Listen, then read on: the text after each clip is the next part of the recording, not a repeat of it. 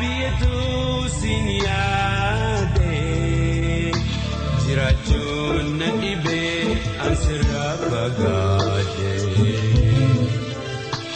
sinyaade biyatu sinyaade jiraachuun na dhibee ansirraa fagaate.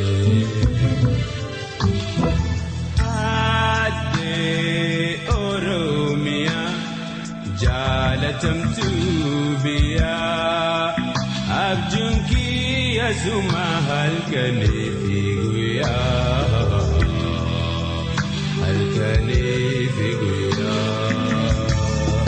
qaamni fagaatullee lubbuun sitti dhihoodha hangam yoo turellee. Galmi kosida,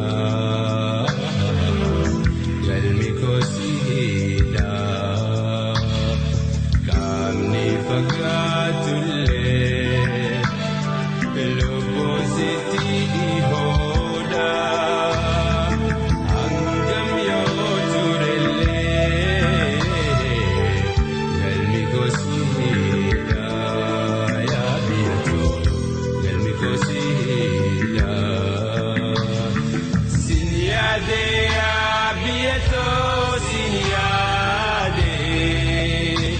Jiraachuun na dhibee ansirraa fagaate sinyaade biyyatoo sinyaade jiraachuun na dhibee ansirraa fagaate aadee Oromiyaa jaalatamtu biyyaa. Abjuunki asuma halkanii fi guyyaa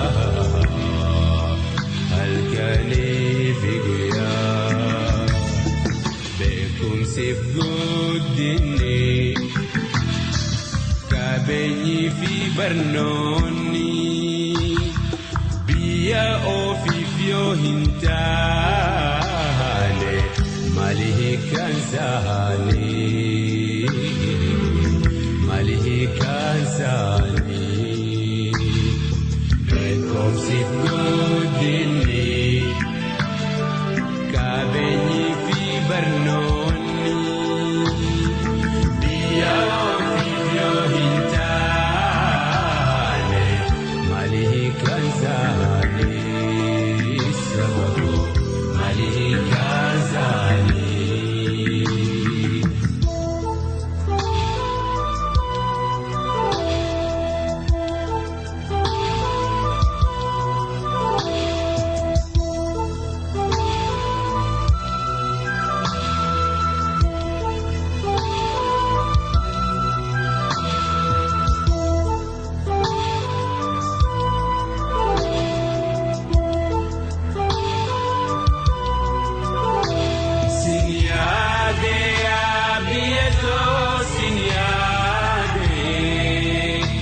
Jiraachuun na dhibee ansirraa fagaate